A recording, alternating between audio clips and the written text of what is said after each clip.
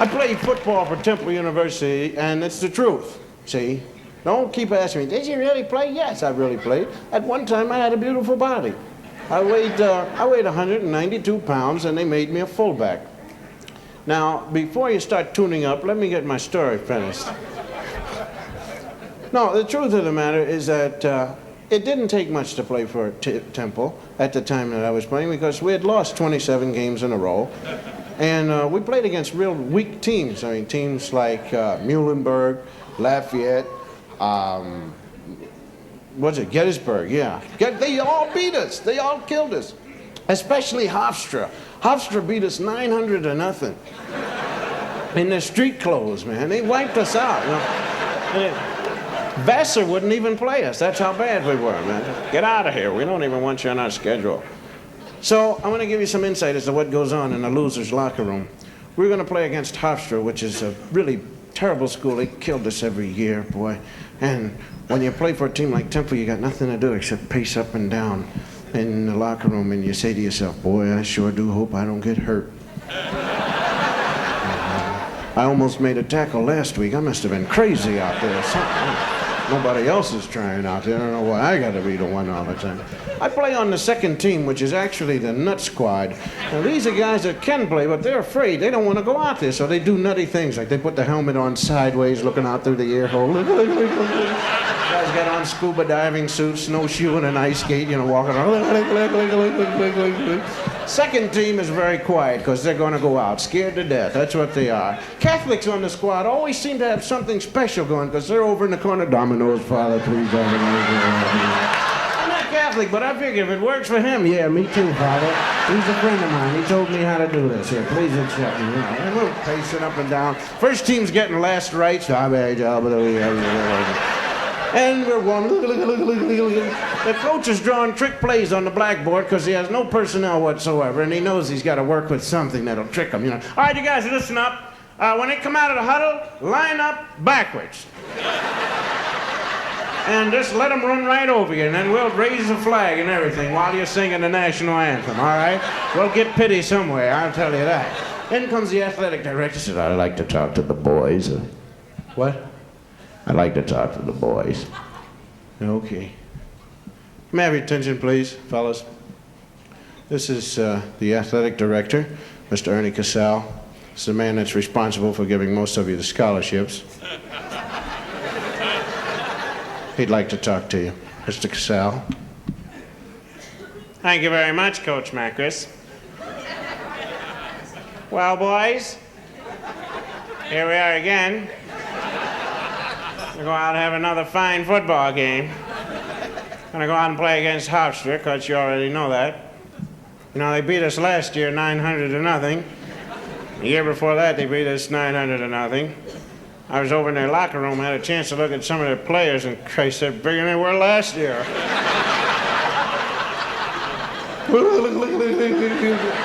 Yes, I know.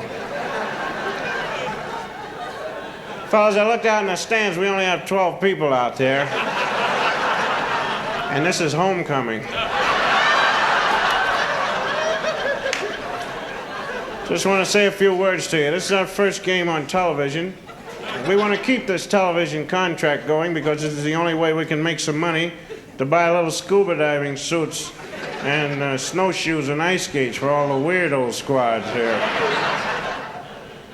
So we're going to say to you, please, remember that you're on TV. By that I mean, don't worry about winning the game as much as we want you to be concerned with the fact that while you're out there on the field, we're going to ask you, please, do not touch certain areas of your bodies while you're out there on a football field. Because if you're out there digging and scratching, people at home are going to turn you right off, and we're going to lose the contract. So please, do not touch certain areas of your bodies while you're out there on the field. Now, we're going to pass out these affidavits and ask you to sign them, saying that you will not touch certain areas of your bodies while you're out there on a football field, all right? So we signed them, and we went out, you know, and I'm with the second team. And first team's got the 9th time for last right. Hofstra came out of the locker room. I had never seen guys so big before in my life. They had just brought 11 guys with them. Smallest guy on the squad was 6'1", 490 pounds. It was a halfback. Ran 109-1, had long teeth hanging out of his mouth. Every one of them just had one eye in the center of the forehead. The coach was beating them out onto the field with a ball and chain, hitting them smack in the back of the head. Get out of there! Go on, Igor. What's good, Igor?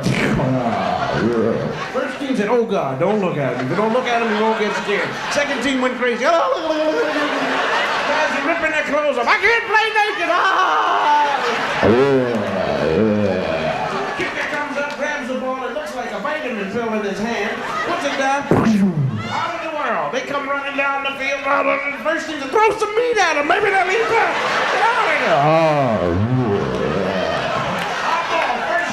We run a pipe. There's a pile of dust. 11 Hofstra guys still standing. 11 Templemen out cold on the ground. Coach said, all right, get the nut squad, naked or not, get out there.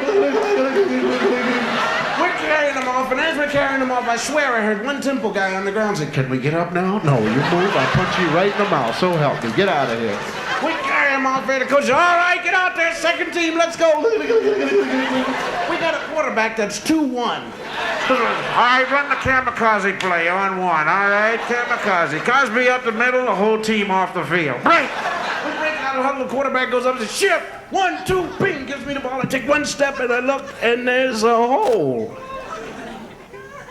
And I had never seen a hole. Playing for Temple. And I said, God, a hole. I turned to the people in the stands. Look at this, a hole. You see this? They said, yeah, hurry up, run. I said, wait a minute, it may be a mirage. You can't tell. I said, well, I better get moving. I'll never forget it. There was a big hole with a defensive man on the ground. I planted one foot, stepped over him. When I did, he stood up and hit me. And the pain was tremendous. And I threw down the ball, and I said, oh. I've been hit in the... You'd better not touch. And here is everybody's while you're on the football here.